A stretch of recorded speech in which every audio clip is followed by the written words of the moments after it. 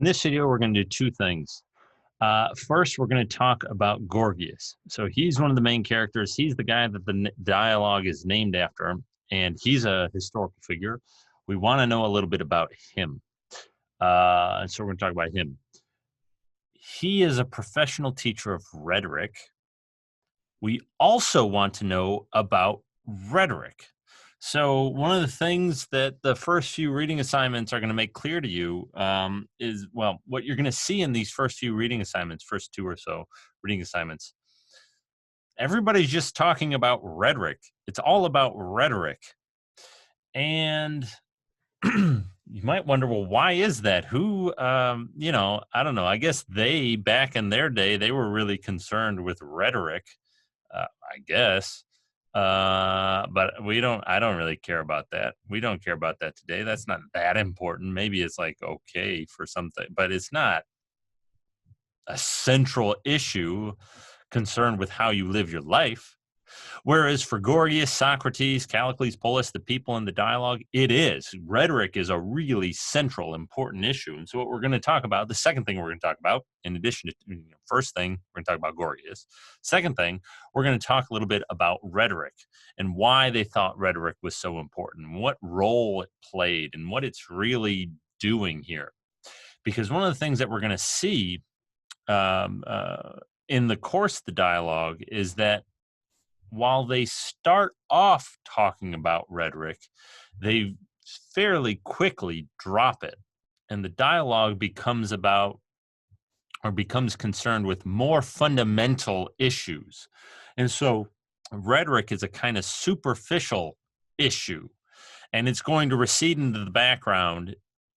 It's not really what the dialogue is about, which is a little bit misleading. You read the first few pages and you think this dialogue is going to be about rhetoric.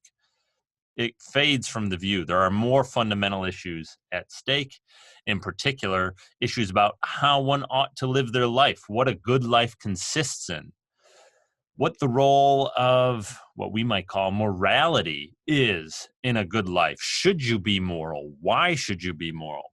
Those questions, the place of justice in a life well lived, right? Those questions are going to come to the fore. What's hiding under the surface of all this stuff about rhetoric are those more fundamental questions. And so the dialogue is really about happiness and justice and a good life and so on. It's not really about rhetoric. So we're going to talk a little bit about rhetoric too. All right, so first, Gorgias, actual historical person. I could not find a picture of him. You do a Google image search and for Gorgias or whatever, and what comes up are actually busts of Plato, statues of Plato. They're not actually statues of Gorgias, even if people on the internet think they are. That's actually a statue of Plato. And so we're just going to go with that, right? That's something like what Gorgias looked like, I assume. I don't know. There's Gorgias for us. He's older than Socrates. He's born in 483 BC. So he's 13 years older than Socrates. Plato, but Gorgias lives a very long life. He dies in 375 BC. Plato was about 50 years old when Gorgias died. So Gorgias was a contemporary both of Socrates and Plato. His kind of career overlaps the career of both of them. And so Plato, we don't know exactly when the academy was founded, but certainly by the time he was 50 years old, Plato had founded the academy, was a kind of active intellectual, if you will. And so Gorgias and Plato would have been contemporaries as well, in addition to Gorgias being a contemporary of Socrates. He is not Athenian, Gorgias.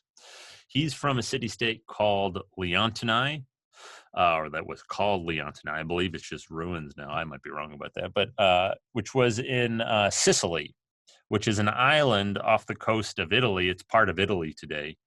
Back in the day, it was there were a bunch of Greek colonies on Sicily. It was kind of part of the Greek world. And so he was from there. He was from Leontini. He was a professional teacher of rhetoric. I've already said something about that. And so what he would do He would travel around the Greek world. And he wasn't the only person to do this. There were other teachers of rhetoric at the time. Gorgias was the most famous. Gorgias was the most highly sought after teacher of rhetoric. He was considered to be the best teacher. He was the best in the Greek world. And indeed, he was more famous than Socrates. Gorgias, nobody knows about Gorgias today, right? He's not a household name, whereas Socrates is. But back in the ancient world, that wasn't the case at all. Gorgias was the really famous guy. Socrates was just some kind of annoying guy that some Athenians maybe knew about, but he wasn't kind of world famous or Greek world famous, whereas Gorgias was. Gorgias would travel around the Greek world, and other teachers of rhetoric would do this too, teaching rhetoric. And so what would happen is they would typically stay with what they call a kind of guest friend. The ancient world had these different, we don't have relationships like this really. Um, um, but people from different city-states would have these kinds of relationships, these guest friend relationships. And Gorgias, other teachers of rhetoric, would go to different city-states and stay with one of their friends, basically. And so Gorgias, in the dialogue that we're reading, his friend is Callicles. Gorgias is staying with Callicles.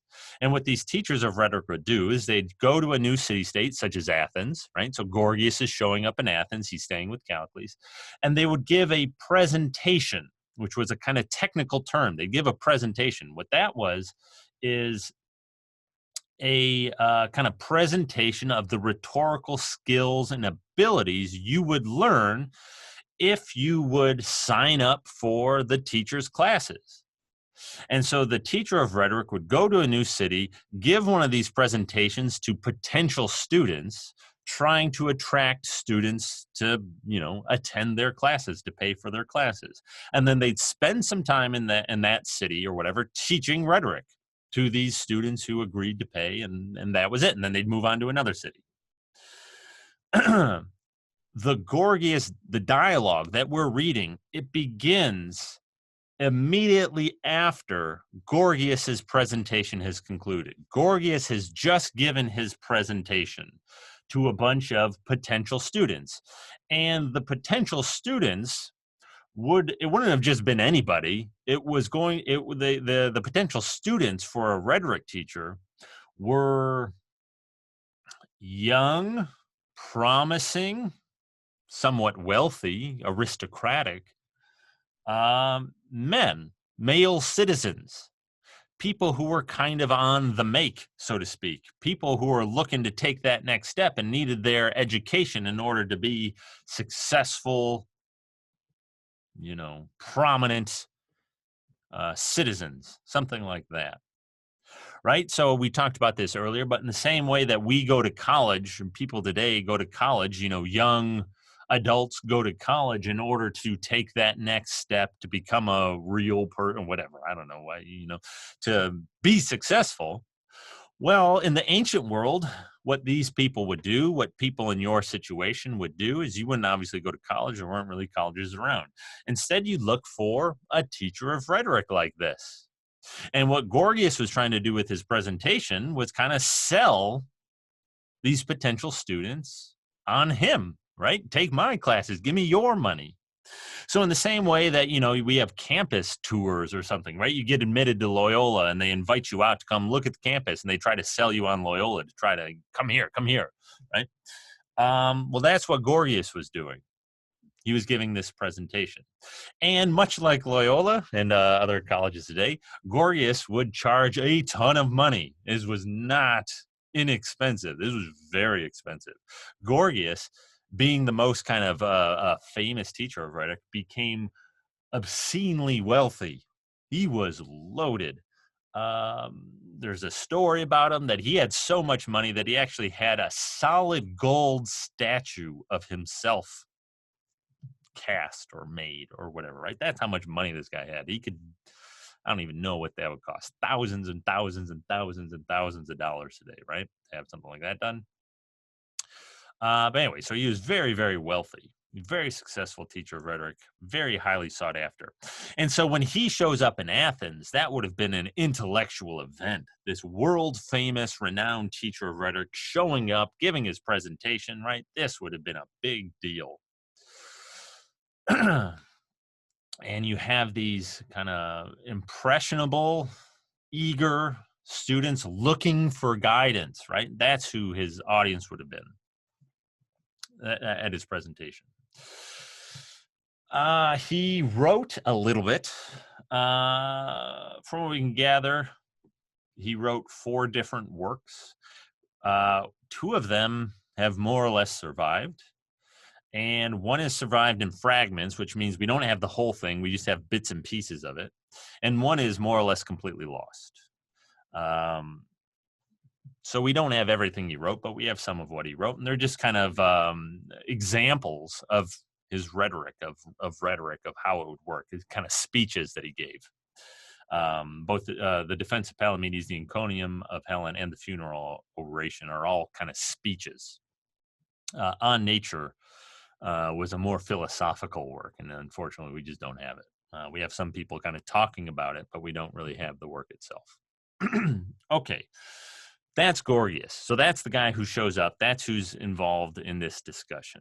And we're going to, this is going to be important because we're going to make use of this as we kind of it's important to understand who Gorgias was and what he was doing and why he was there in order to understand what goes on in the discussion between him and Socrates, how exactly that's working. It's going to be relevant who Gorgias is and what he's trying to do. Okay. What I want to do now is talk a little bit about rhetoric. Because you might think, well, rhetoric, that's pretty boring. Why do we even care about this at all? In order to understand, why are these people talking about it? Why do they even care? They're just taken with beautiful speeches or something, right? Rhetoric is something like, speaking well, speaking persuasively. Using good rhetoric is like to, speak in a way that people find it compelling and persuasive, and they are on your side or something like that, right? That's what rhetoric helps you do. And yeah, that's valuable enough, I suppose, but I don't know. It's not that big of a deal. Why would they be so concerned with it? Why would kind of ambitious young people care to learn rhetoric above other things? I don't know. It just doesn't make a lot of sense. So what's going on? To understand why rhetoric was so central to the ancient Greeks and why it's the thing that they start off talking about in this dialogue, we need to understand a little bit more about kind of ancient Greek society or culture, in particular politics, how it worked, because rhetoric was central to politics. And what I'm going to do is I'm going to focus on Athens. So other Greek city-states had different political structures, but Athens gives a good kind of example of how rhetoric worked and why rhetoric was so important. I want to focus on 2 different aspects of ancient Athenian society, political culture, kind of the legislative side of politics, and then the judicial side of politics. Rhetoric was crucially important in both. So let's focus on the legislative side of things first. So Athens is famous for being the birthplace of democracy. Yeah, it's where democracy was kind of first tried out. And that's, I don't know if it was where it was first tried out, but it's certainly true that it's in some important sense the birthplace of democracy. And Athens was a democracy. We often talk about the United States as a democracy, but strictly speaking, it's not. And I don't mean that in some kind of because whatever the powerful do, or whatever, even if that's true, whatever. The United States is something more like a representative democracy, or some people might call it a republic. It's not really a democracy. Citizens themselves don't make legislative decisions. Representatives do. Athens was a democracy. It was a direct democracy, we might call it. Citizens made the decisions. And so what the main legislative body of ancient Athens was called the assembly. The Greek word is ecclesia. It's where that word comes from. Whatever, it doesn't um, the assembly, and that was something like their Congress, right? And so in the same, we send senators and representatives to the U.S. Congress, and then those people make the legislative decisions. Well, their Congress was this assembly. Our Congress consists of senators, representatives. Their assembly, their Congress, consisted of all the citizens, thousands and thousands of citizens. Any citizen who wanted to could show up, and they would have a vote. And the assembly's decisions typically were majority, right? Whatever the majority decided. And the voters were just you and me and whatever, the citizens. They would vote. And the way proceedings would work, something like the following: any citizen could introduce a motion.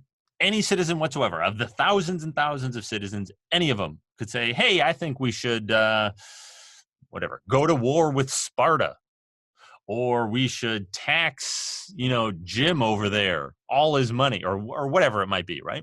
Any citizen could introduce any, not any motion, but any citizen could introduce a motion. And then once a motion was introduced, there would be a speech in favor of the motion and a speech against the motion. And those speeches could be given by anybody. Any citizen could give those speeches. Now, typically, those speeches, in both in favor and against, would be given by kind of what we, quasi-professional politicians. That was really who the politicians were in ancient Athenian society. They were the people who would give these speeches. Anybody could do it, but if you're not very good at speeches, or you're kind of timid, you're kind of shy, people don't really like you, you're not particularly charismatic, you're not going to give a speech, right? And so the speeches tended to be given by a kind of cast of usuals, right? There were the usual suspects who would give these speeches. Those essentially were the politicians of their day, right? The speech in favor, what would the person try to do? They would try to persuade all of the citizens gathered, the thousands of citizens gathered, to accept the motion, to vote in favor of it. And the speech against, vote against the motion, right? And they would meet in this place called it's kind of Pnyx or Nyx, which was a hill in Athens. These are the ruins. That's a picture of what you see there. You kind of see the pedestal there on which people would stand. And then the thousands of people would just be around, gathered outside, right? That was the assembly. That was the main legislative body. The people would give the speech from the pedestal, and then there'd be a vote, right? And everyone would vote. And then they'd count them up, and, the motion passed. We're going to war with Sparta. Or, oh, no, we're not. Now, why is all that relevant? If you could give persuasive speeches, you could wield immense power, right? If you could persuade your fellow citizens of whatever, you could do whatever, right? Given that it was a direct democracy, you could introduce a motion. You could speak in favor of it. And if you were compelling and persuasive and charismatic and so on, you could basically wield the power of Athens however you wanted to. You could make Athens do whatever you saw fit for it to do. And so if you wanted them to go to war with Sparta, if you were very persuasive in your speeches, you could convince everybody to go to war with Sparta. And so rhetoric was hugely important because it gave you considerable power. If you actually learned rhetoric, if you could make compelling and persuasive speeches, you had fairly substantial power. And you had fairly substantial power to do whatever you want. By learning rhetoric, you could do whatever you wanted, right? That was the link. That's the key. Rhetoric was a ticket to doing whatever it is you saw fit to do, to doing whatever you wanted, given the political context, given how politics was set up, how society was set up. That's why rhetoric was important. Today,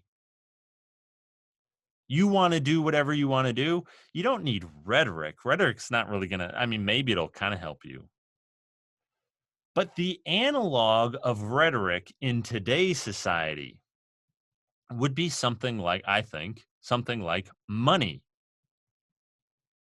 And so when Gorgias and Polus and Callicles, the three characters in the Gorgias who argue with Socrates, when they all think something like rhetoric is the most important thing, which they all think, they're all embodiments of that idea. When they say something like that, yeah, that can leave us a little cold or like, I don't get it.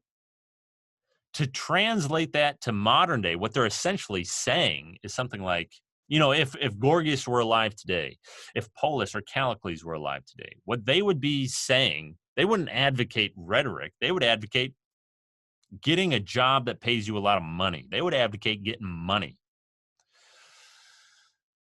The Gorgias of today is the person who says, yeah, go to school so you can get money, so you can do whatever you want, so you can be happy and do whatever you want.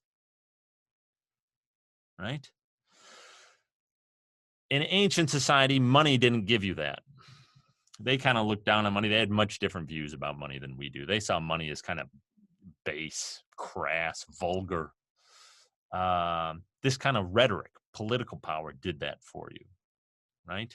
And so the analog of Gorgias today would be Gorgias saying, "Oh yeah, come learn rhetoric," would be, and he's like trying to recruit people to come learn rhetoric. It'd be like, I don't know what Loyola's kind of sales pitch to try to get you to come to Loyola is, but I assume at some point they might say something like, "Look, come to Loyola and learn."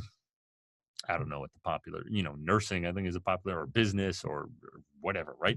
Learn whatever at Loyola and be like a really successful person. They wouldn't be so crass to say, and make a lot of money, but that's kind of the subtext. That's kind of what they're getting at, right? Come to Loyola, learn, get this degree, this learning experience, and go make yourself some money. Go be successful. Go do what you want, right? That's Gorgias, just in the ancient context, right? And so whenever you see rhetoric mention the Gorgias, one of the things you can do to try to understand why they're so concerned with it is just switch it to money in your mind. Like, oh, today, if Gorgias were alive, he'd be like talking about money and learning things so you can make a lot of money, right? That's the idea. And the ultimate driver of that is so you can do what you want. And what we're going to see happen in the dialogue is that rhetoric is going to take a back seat, and they're going to get at that fundamental issue. The reason all of these people think rhetoric is the most important thing to study is because it helps you do what you want. And so what's really guiding their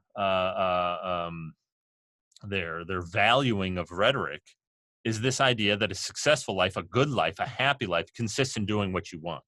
And that's what Socrates is going to hone in on. He thinks that's false. He thinks that's misleading. He thinks that's dangerous. Pursuing what you want is a horrible way to live one's life. You're liable to be led greatly astray and live a poor life, in fact. This is what Socrates thinks. And that might seem like, what? How could you think that? We're going to see. That's what the dialogue is going to focus on. The culmination, the climax of the dialogue is Socrates' argument for that conclusion. And it's an incredibly powerful argument. So we're going to consider that in due course, but we haven't gotten there yet. One other aspect of ancient culture, of ancient political society, ancient Athenian political society that I'm going to focus on, because this is going to come up too, is the judicial aspect of their society. And so what I have there for you is a picture of the ruins of their Supreme Court, essentially. Yeah, obviously, they didn't call it the Supreme Court or whatever. The Heliaia. This is where they would conduct their, or not all of them. They had a series of different courts depending upon the kind of infraction at issue or whatever. But this was the kind of main or primary court during Plato's day.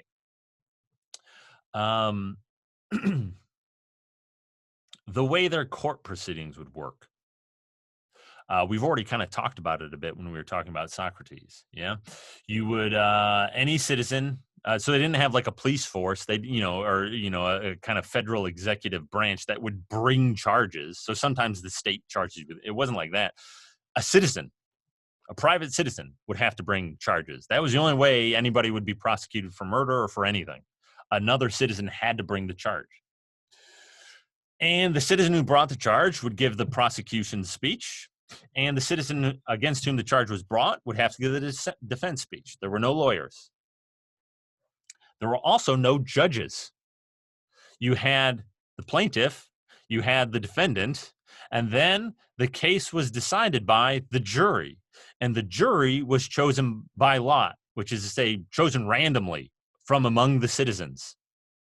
And depending on how serious the case was, there were either 201 jurors or 501 jurors, right? So the more serious cases would get more jurors.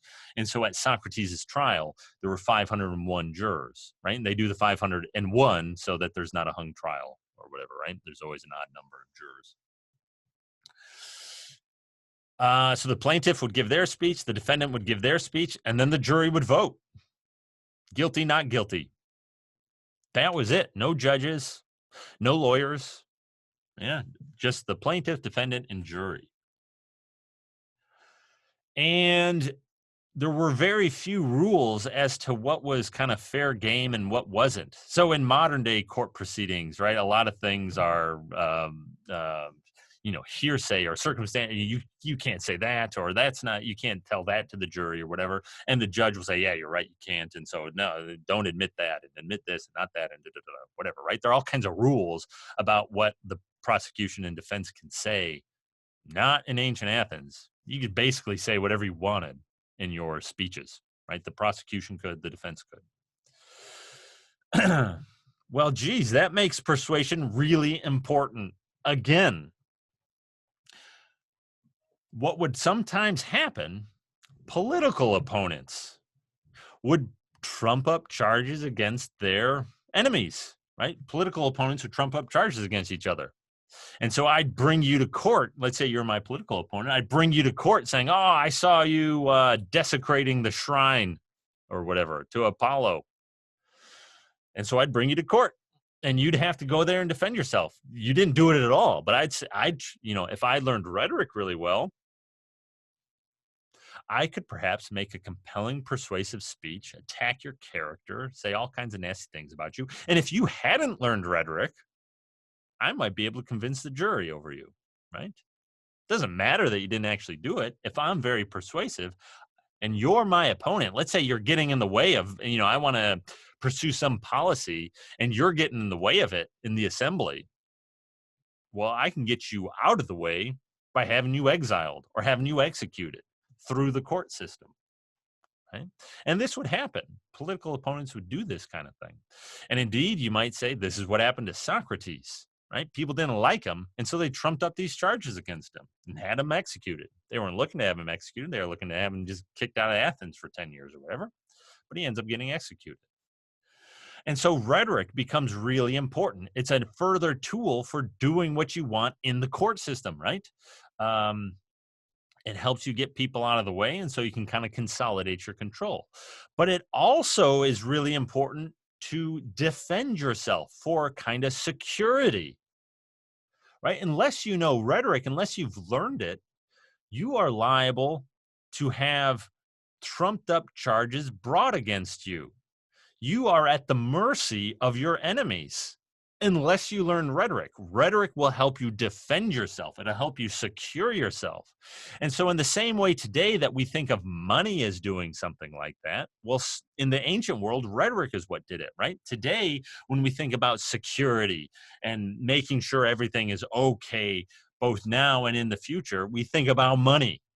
Money is what gives us security. But back in the ancient world, it was rhetoric that would do that, right? Because one of the primary threats that you're exposed to is this threat from opponents that you might have, from people who don't like you, from rivals, from competitors, and so on. And so you needed rhetoric to defend yourself, to give yourself some sort of security. And this aspect of rhetoric and of the judicial aspect of it is going to come back.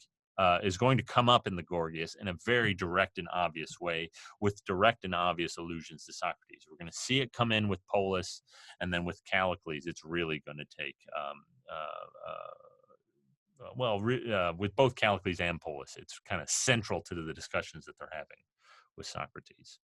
And so, again, what I would encourage you to, what's really at issue with Polus, Callicles, and Gorgias, when they are talking about rhetoric, they think rhetoric is the greatest craft, they call it, and we'll talk about that. They think rhetoric is the thing you need to learn. It's what someone who's, that you want to be successful, learn rhetoric. What's really going on there is, you want to be able to do what you want to do. There's an ideal about what a good life looks like lurking in the background. A good life consists in doing what you want. And rhetoric, given the ancient context, was how you did that. That ideal, however, is well and alive today still. Many people, maybe you yourself, right?